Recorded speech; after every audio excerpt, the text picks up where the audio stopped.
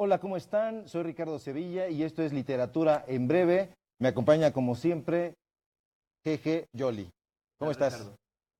Y hoy vamos a conversar sobre Octavio Paz, extraordinario intelectual que protagonizó el siglo XX mexicano con esa voz de Júpiter iracundo, una de las voces más polémicas, una de las miradas más abarcativas. Y hoy nos acompaña Fernando García Ramírez. Fernando, ¿cómo estás? Un gusto recibirte. Ricardo, muy buenas tardes.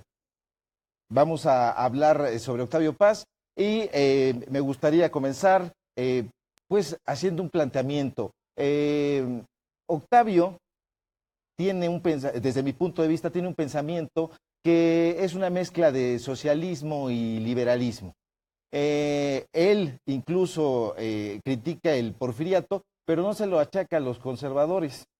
Esta crítica dice, eh, la crisis del porfiriato, la dictadura del porfiriato, fue originada por los liberales mexicanos. Es decir, sabe de la responsabilidad de los liberales en esta dictadura. ¿Concuerdas con eso? En principio, yo creo que la genealogía que tú trazas, esa mezcla de liberalismo y socialismo, habría que precisar en qué momento se da de la vasta obra y pensamiento de Octavio Paz. Yo no lo calificaría como liberal en gran parte de su vida. Es decir, este liberalismo llega de una forma bastante tardía, siempre con pinzas, y hay que entender que el liberalismo que él llegó a practicar era el liberalismo conocido como el liberalismo español, muy distinto al liberalismo republicano francés y, por supuesto, muy distinto al liberalismo inglés. Entonces, en principio yo creo que Octavio Paz se formó como un hijo de la revolución y él fue encandilado por la revolución soviética y tenía un gran apego a la revolución mexicana y era un hombre más bien de ideas socialistas. Él trabajó en su juventud en el periódico del Popular, periódico órgano del Partido Comunista Mexicano, y él, aunque renegaba de Stalin, hubo un tiempo en que no lo hizo, es decir, él renegó de Stalin luego del pacto von Ribbentrop-Molotov, pero antes era un joven socialista. Lo cual hay que mencionar es bastante temprano en comparación con otros intelectuales como Neruda o Jean Paul Sartre. Sí, y sin embargo no lo hizo explícito ese rompimiento ni ese despertar, digamos, porque continuó muy cerca de la órbita de ese grupo de izquierda mexicano y no manifestó ninguna oposición, por lo menos en escrito. Él sale de México a mediados comenzando los años 40, se va a Estados Unidos con una beca y todavía sigue sin esta manifestación política de rechazo, digamos, ni al socialismo, ni a la dictadura socialista. Y ya es muy tardía, digo no tardía, es muy temprano en términos de la lengua española. Quizás sea el primero o de los primeros que se manifiestan muy en contra del comunismo y de la ortodoxia de del izquierda, socialismo real, que se practicaba en la Unión Soviética y en sus colonias, ¿no? Pero realmente es hasta 1970 que empieza y más específicamente, en 1969, es la primera ocasión en donde Octavio Paz manifiesta un giro importante en su trayectoria. Ya no era... Octavio Paz tenía dos creencias, me referí a la Revolución Rusa y a la Revolución Mexicana, y por una parte era un creyente de la revolución, más que de ser un militante de la izquierda ortodoxa, era un creyente romántico de la idea de la revolución, de que hay que cambiarlo todo desde raíz y comenzarlo de nuevo. Muy bien. Pero por otro lado, sin que pareciera haber contradicción, y yo creo que hay una profunda contradicción, por otro lado, era un fervoroso creyente del Estado mexicano.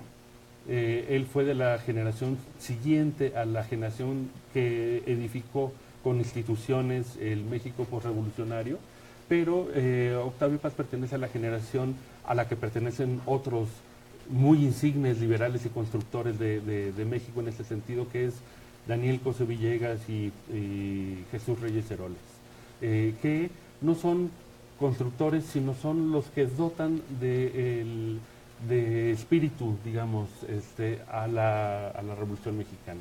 Son los que le dan sustancia. Y entonces, hasta principios de los años 70, mediados de los años 70, muy específicamente en 1974, empieza a ocurrir, da un giro. No, perdón. No empieza Dije 69 y me voy a referir a 69. 69 fue el año siguiente de la matanza de Tlatelolco, y en 69 Octavio Paz publica un libro, da una conferencia en Austin que se llama Postdata. Y esa postdata refiere a que es una continuación al Laberinto de la Soledad, a las reflexiones que hizo en el laberinto, y ahí introduce un elemento que me parece capital. Hace un diagnóstico de cómo funciona el sistema político mexicano, con el presidencialismo como eje, y inmediatamente después da cuenta de la matanza de Tlatelolco en ese libro, y plantea por primera vez un giro liberal diciendo que México requiere pasar a la democracia. Es la primera vez que ocurre en su obra, en 1969, que ya, es decir, ya tiene 55 años, ¿no? 55 años desde 1914. Hay un libro que es Corriente Alterna, que me parece también una parte significativa de la obra de Paz y sobre su pensamiento, que es cuando él, yo podría decir incluso, aunque suscite la suspicacia, que es un marxista, es un marxista absoluto, él lo era. y la crítica que hace es justamente a la mala lectura que se hace del Capital, de la obra de Marx, y critica al realismo, al socialismo real. Esa es su crítica. Yo creo que decirle marxista realmente es un exceso verbal inadmisible en el caso de Paz. No creo que se le pueda llamar ninguna etapa de su vida marxista. Es decir, ser un lector de Marx no te hace marxista. En el caso, yo creo que de él comentaba, yo creo que ese libro que apareció, yo creo que es como 67, son las notas publicadas en la revista de la universidad en los años 60, y son notas como de un latinoamericano perplejo ante lo que estaba ocurriendo en Europa. Y yo creo que una de las cosas que ocurría en Europa era una generación después de la guerra, pues reflexionar sobre el pensamiento de Marx, sobre la vigencia de Marx, y yo creo que a partir de ahí era un tema actual de Europa, ¿no? Era el oxígeno de toda la intelectualidad europea, ¿no? Claro, claro. No Marx, sino los distintos marxismos, el marxismo cultural, Daniel Bell, la Escuela de Frankfurt. E incluso el marxista Marx, en un sentido muy amplio. Y el Marx que reivindican incluso es el marxista romántico de los manuscritos, no es el marxista de la vanguardia del proletariado. Que no se aceptaba, por cierto, en la Unión Soviética y el bloque socialista. Era justamente un marxismo increíblemente heterodoxo, el de Foucault y Althusser y todos estos. Para retomar el tema, yo creo que el liberalismo de Octavio fue un liberalismo más bien tardío, que lo podemos ubicar en este inicio en Postdata, que lo refuerza más en 1974, ahí ya da un giro formidable su obra, pero todavía hay textos del 73 en donde dice que claramente que el socialismo es el horizonte humano por excelencia, y todavía no hace una crítica de Marx, ¿no? Eso, no hace una crítica de Marx. En el 74 sigue sin hacerla, pero yo creo que ya da un viraje formidable. Ese viraje lo ubico yo, y él también lo ha mencionado, que ocurrió durante una cena en Cambridge donde participó Joseph Brodsky, y en esa cena le ocurrió algo muy especial, muy fuerte, porque sus ideas protosocialistas, románticamente libertarias, se vieron confrontadas con un disidente real, y ese disidente real pues había pasado cárcel, había pasado exilio, había pasado pues las de Caín, ¿no? Y realmente al ver confrontadas sus ideas románticas de la revolución con alguien que las encarnó, con un poeta de su misma edad, de su misma sensibilidad, yo creo que le afectó profundamente. Y empezó a cambiar profundamente su pensamiento, introdujo ahora sí ya claramente una noción de liberalismo, y escribió un texto sobre liberalismo, ¿no? Lo clarificó, deslindó cuál era el liberalismo que él reconocía como suyo y que provenía de sus lecturas de Pérez Galdós, por ejemplo.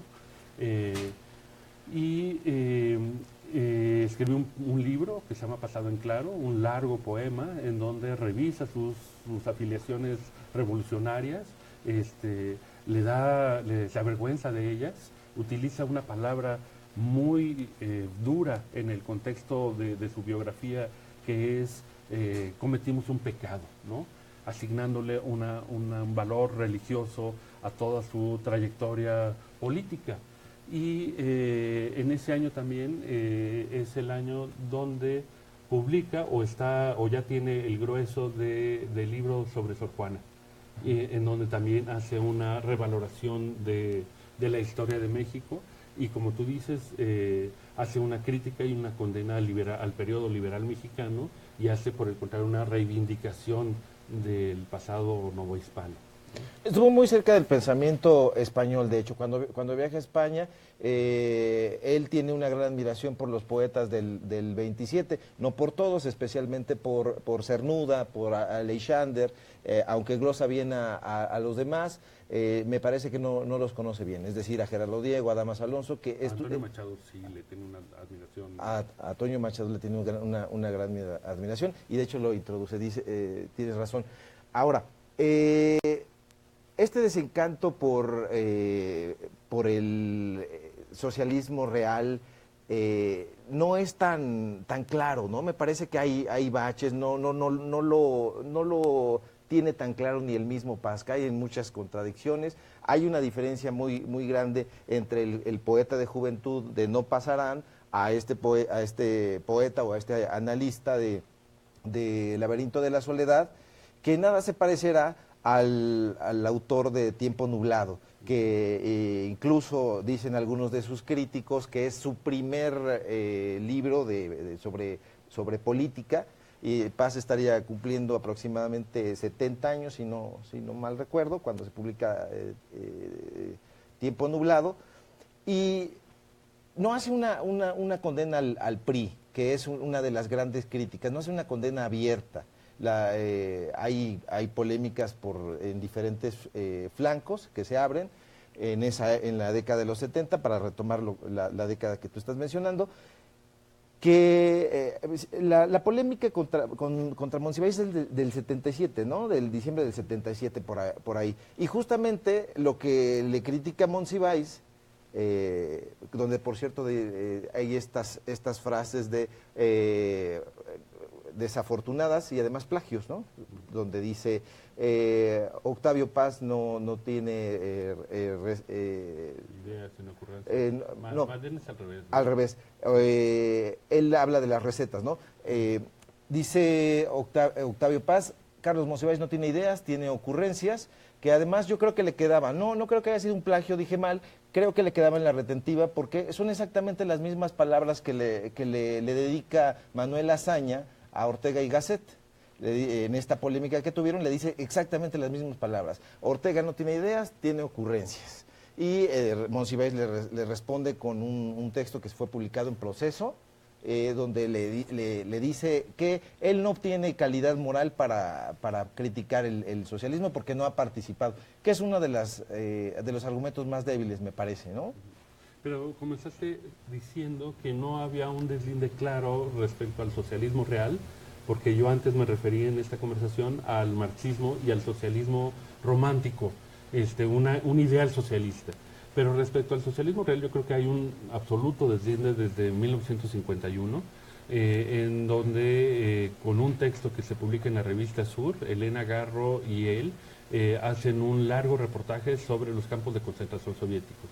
Me parece que en lengua española es el primer texto de deslinde respecto a la dictadura, al tratamiento de la Unión Soviética como una dictadura, también en Francia y en Inglaterra, que también eran tenía una intelectualidad muy de izquierda.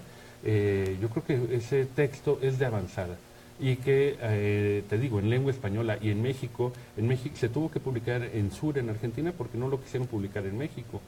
Entonces yo creo que ese texto, hablar del campo de concentración y en 1951 no deja ninguna duda. Antes de la muerte de Stalin, Sí, incluso. ninguna duda respecto a su posición respecto al socialismo real. O sea, para un socialista militante, ese texto, un renglón de ese texto, bastaría para expulsarlo del del conjunto Claro. de los militantes del socialismo real. Entonces, del 51, digamos que Octavio Paz tiene una posición muy de fuera ya. Él es de izquierda, pero es un heterodoxo de izquierda, ¿no? Ese creo que es buena parte del asunto, porque en los años 70, y corrígeme si estoy mal, da este giro ya de oposición al socialismo real, juntándose con ya no uno, sino muchos disidentes, ¿no? Claro. Con Solzhenitsyn, con Václav Havel, con Kowakovsky, con Isaiah Berlin y todos estos que siguen siendo de izquierda, no son precisamente conservadores, católicos o neoliberales thatcherianos, pero son antisoviéticos en ese sentido. Y ese es quizá la gran...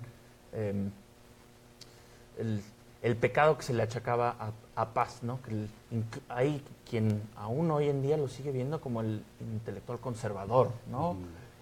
O de derecha, precisamente por distanciarse de la Revolución Cubana, de la Unión Soviética y de los socialismos reales, a pesar de seguir siendo un hombre de izquierda, ¿no? Sí, esto es muy curioso. Luego, él fue de los primeros que en 51 hace esta condena del socialismo real, que no se adhiere al fervor por la Revolución Cubana en los años 60, y que hace la denuncia de las dictaduras y que se le vea como un conservador. Es muy extraño, pero tiene que ver con eso, tiene que ver con el ambiente cultural en el cual él dirigía sus críticas. Él lo dirigía hacia la izquierda desde la izquierda, pero la izquierda es muy doctrinaria, es muy dogmática, y si la izquierda ve una crítica, cree que la haces desde la posición contraria y así te descalifica. Pero bueno, yo creo que nada más alejado de las posiciones durante toda su vida de Paz, que por ejemplo los liberales, tacheristas, neoliberales, etcétera. Él nunca tuvo ningún acercamiento, ninguna simpatía por ese tipo de liberalismo. Grandes reservas al libre mercado y estas cosas incluso, ¿no? Pero tocabas el tema del PRI, y lo mezclabas de una forma un poco singular, extraña, con el asunto del socialismo real. Es decir, primero dejémoslo muy claro, sí hizo una condena muy, muy temprana del socialismo real, es decir, como todavía vivo Stalin, y eso le costó el ostracismo de la izquierda y de la intelectualidad mexicana. Incluso es muy claro que la izquierda mexicana, la cultura mexicana en los años 60 era una cultura de izquierda y se veía muy mal esa posición, le costó mucho a Octavio Paz esa posición antidictadura soviética y cubana, ¿no? Que no le costó a los que vinieron detrás de él, ¿no? Por ejemplo, no le costó, Monsiváis también se deslindó Carlos Fuentes. Muy tarde, y Monsiváis ya muy entrado en los 70 y quizá, sí, muy entrado en los 70. Y Carlos Fuentes también, o sea, una condena real de la dictadura cubana no hasta final de los 70. Pero hablando ahora que salió Fuentes, después del 68, Paz toma distancia con el sistema político mexicano, ¿no? Con el priato. Y luego en los 70s, con Echeverría, está esta polémica con Carlos Fuentes, que ya Paz lo ve con mucha distancia, ¿no? Y sin embargo, sigue habiendo esta idea de que Paz nunca acabó de deslindarse del PRI. Hay quien llega a decir que era casi un intelectual orgánico del sistema priista, ¿no? Y por eso decía, no es ni dictadura ni dicta blanda, el sistema político mexicano tiene estas virtudes y no sé qué. Y entonces hoy en día, por ejemplo, a mi generación, los millennials, no yo creo que erradamente, pero no voltean a ver los escritos de Paz para entender México, porque tienen esta idea de que pues no es una figura que te sirva para oponerte al PRI y al status quo, sino todo lo contrario. Claro. Tú que lo conociste y lo trataste, especialmente en estos últimos años, en los últimos años de su vida, ¿cómo explicas esa? Sí, yo creo que se trata básicamente de ignorancia y de falta de conocimiento respecto al periodo. Yo no lo asocio nada más a su solo caso, que pudiera haberse contaminado por su relación con Televisa, sino que en general yo creo que hay una ignorancia respecto a las tareas de su generación. Me voy a referir rapidísimamente a 3 casos aledaños, que son Jesús Reyes Heroles, autor de la Reforma Política Mexicana en el 77. Secretario de Gobernación. Y Daniel Cosío Villegas, economista, historiador y gran crítico del sistema político mexicano. Y otro hombre que fue José Revueltas. Ellos 4, Octavio Paz, Revueltas, Reyes Heroles y Cosío Villegas, forman parte de lo que yo llamaba anteriormente los sustanciadores de la Revolución Mexicana. Son los que dicen y reconocen y tienen la visión suficiente, todavía yo creo que en los 50s y 60s, para decir la Revolución Mexicana tiene una cantidad de errores formidables, ya se vació de contenido. Sin embargo, lo que ha hecho, porque ellos veían cómo era México antes de eso, y lo veían después, decían, bueno, pues el cambio ha sido formidable y sustancial, se crearon las instituciones y hay que proseguir con estas instituciones y crear otras instituciones más democráticas y mejores, pero yo creo que era una generación de grandes constructores y que esa labor no se valora muy bien, que ahorita en donde ya el sistema ya está construido, yo creo que lo que vende, lo que es más fácil es oponerse a esa construcción. Pero yo creo que ellos pertenecen a la última, quizá a la última generación, no la última, ya después de ellos, yo creo que la generación del 68 es otra generación de constructores, ¿no?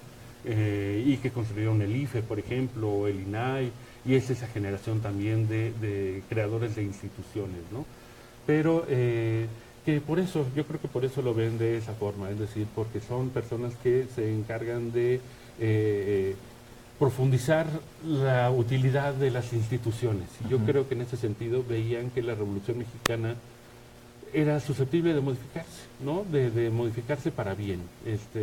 Yo creo que Cosío y él creían que había que hacer un cambio en el sistema político mexicano, pero democratizando al PRI.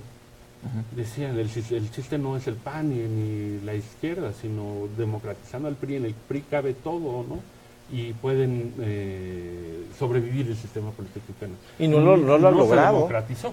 No. Hasta hoy.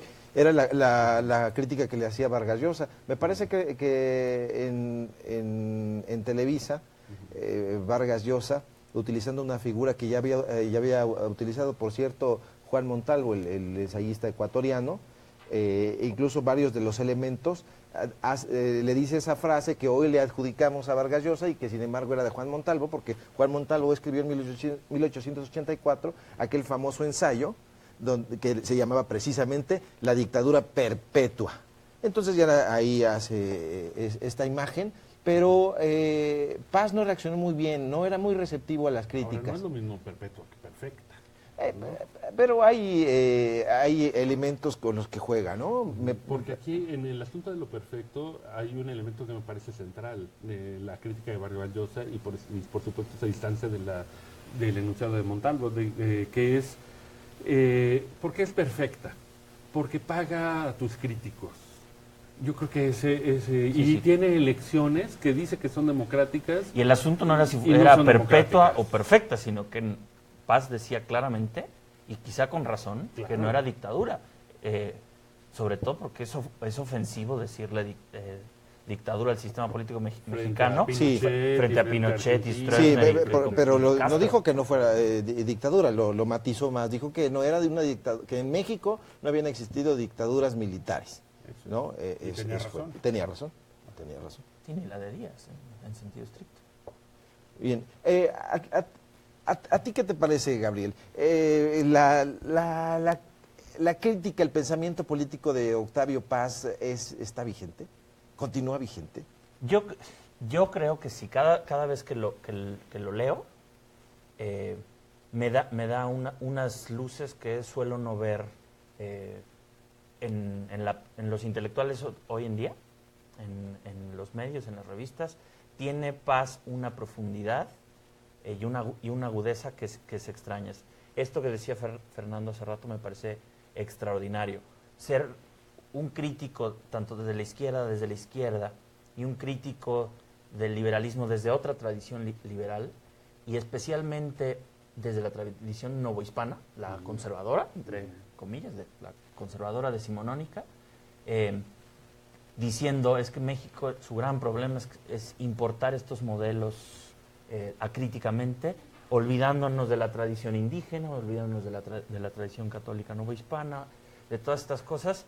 Esa amplia cultura, incluso el entender el México antes de la Revolución y desde la Revolución, parece trasnochado, en efecto, porque hoy en día, ¿a quién le importa la Revolución Mexicana y lo novohispano? Prácticamente pues nadie. En la jornada les importa mucho. Bueno, el caso es que lo conozco. Poner eso sobre la mesa me parece a mí absolutamente central. Y cada vez que vuelvo a Paz me encuentro estas pequeñas luces que no veo en ningún otro lado.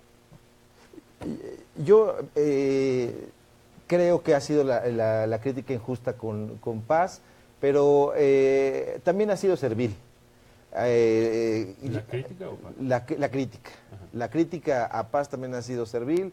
Han habido pocos análisis serios sobre su obra. ¿A quiénes sirven? Perdón. A Paz en su momento. Es decir, una crítica como la de Jorge Aguilar Mora en La Divina Pareja me parece una crítica alumbradora. Pero hasta hoy vemos una crítica biográfica. Oscura, ¿no? Es un libro terriblemente oscuro. A mí no me lo parece. No iluminador en ningún sentido. O sea, es un libro lleno de galimatías. A mí me parece, por ejemplo, un libro para arrojar. Es de difícil lectura. Es difícil de. Muy conceptual, muy enredado. Es todo menos iluminador. No lo sé. A mí me parece que hay dos personajes que han arrojado luces verdaderas sobre el análisis de la obra de Paz, que es precisamente Jorge Aguilar Mora, que tú dices que es muy oscuro, y actualmente Guillermo Sheridan. Me parece que la lectura de Sheridan es una lectura iluminadora, sobre todo en el aspecto poético, quizá no en el aspecto político, pero de ahí en fuera todos me parecen que se amparan un poco en la biografía, nos cuentan las anécdotas obadísimas, incluso el libro que esperaba yo con muchas ansias de Christopher Domínguez, me pareció un libro que se quedó en la superficie. Pero creo que la crítica ha sido un poco servil en ese sentido. Es decir, trataban de quedar bien con Paz en su momento, y no encuentro una crítica que lo haya interpretado desde estas perspectivas. No sé si los ensayos dispersos sean incluso más ricos. Los que le ha dedicado Gabriel Said, infinitos, los que le ha dedicado Krause, los que le dedicó en su momento Rossi, Anthony Stanton, en fin, tantas personas. Pero una crítica que intente ir más allá de las ideas biográficas que se han expuesto, me parece que hasta este momento no existe. Yo disiento profundamente. Yo creo que lo que ha generado Octavio Paz es una crítica extraordinaria y que hay una gran riqueza, y no reconozco los libros como referencias que tú das. O sea, yo creo que el gran crítico de la poesía de Paz, para mí, no es de ninguna manera Guillermo Sheridan, que es un historiador de la literatura. Un gran historiador de la literatura, pero de ¿José Luis Martínez? El gran crítico de la poesía de Paz se llama Ramón Shirao, que dedicó, yo creo que una treintena de ensayos, y se podría compilar un libro con los ensayos sobre la poesía de Paz. Yo creo que fue el crítico que la acompañó, que realmente ese sí lo iluminó, y que no era ahí. Yo creo que en el adjetivo servil, yo creo que cabría para muchos injustamente la figura de Shirao, que la acompañó cariñosamente y fielmente a lo largo de toda su trayectoria, y hoy en día, al ver los ensayos, es el que mejor lo hace. El que era más reprobado por su servilismo, su amistad, el cariño que le tenía y es el que más desapasionadamente, con mayor claridad, más inteligencia y mayor profundidad ha visto la poética de Octavio Paz. Y luego hay ensayos verdaderamente extraordinarios, no sé, pienso en el ensayo de Tomás Segovia sobre libertad bajo palabra, que es una crítica verdaderamente fuerte, no sobre el arco y la lira, perdóname, sobre el arco y la lira. Yo creo que es una crítica valiente, fuerte, extraordinaria de un poeta sobre otro poeta.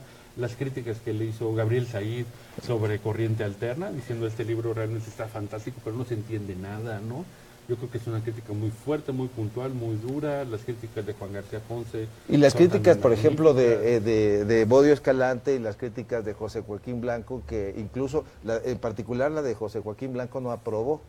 No, y hay otras, por ejemplo, Octavio Paz inicia su carrera como poeta acompañado por una crítica de Jorge Cuesta, que era el mayor intelectual mexicano de la época, y inicia su carrera crítica, la recepción crítica del Laberinto de la Soledad con una reseña nada más y nada menos que de José Vasconcelos, publicando sobre el laberinto, ¿no? Elogiando el laberinto. Me parece que es, y que también lo elogia Julio Cortázar, pero por ejemplo también está este título. ¿Acaso el ensayo es interesante por los juegos retóricos que hace de Guillermo Cabrera Infante? Pero Cabrera Infante le titula incluso a su ensayo de Octavio Paz, Todos en torno a la figura de Octavio Paz. Entonces me parece un título que juega con la retórica, pero no me parece profundo ni que ahonde en el pensamiento de Paz. Pero hablando del pensamiento de Octavio Paz, de cara al 2018, de cara a un México que se está transformando, que parece que la dictadura perfecta se sigue reinventando, que el logro filantrópico se cambia de disfraz, pero ahí sigue. ¿Tú qué dirías, ya para concluir, sobre la figura de Paz, qué tan relevante es hoy, qué tanto la tenemos que leer? En 1969 él fue el primero que comienza a decir que en México hace falta una opción democrática y la propuesta sigue vigente. Yo creo que hay que retomarla, es decir, él incluso hablaba de que había como futuro, no como ejercicio, que tú decías que fundía el liberalismo y el socialismo, yo no estaba de acuerdo, pero él lo fundía como un propósito, decía, el pensamiento que tiene que venir ya no va a ser un pensamiento ni de izquierda ni de derecha, sino tiene que ser una fusión posible entre liberalismo y marxismo, ¿no? Y socialismo, no marxismo, y socialismo. Y entonces la ponía como una tarea pendiente, es decir, yo creo que esa está pendiente, es decir, esa reflexión que vaya más allá de las ideologías y que logre conjuntar una sola, que logre conciliar justicia y libertad, me parece que es una tarea vigente. Me parece que su propuesta del llamamiento hacia la democracia en México también sigue pendiente. Claro. Y entonces yo creo que los dos centros de su pensamiento son no solamente vigentes, sino son muy enriquecedores leerlos desde este pretexto. Bueno.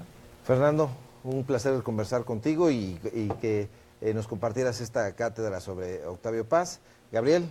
Ricardo, muchas gracias. Esto es Literatura en Breve. Nos vemos la próxima. Buenas tardes.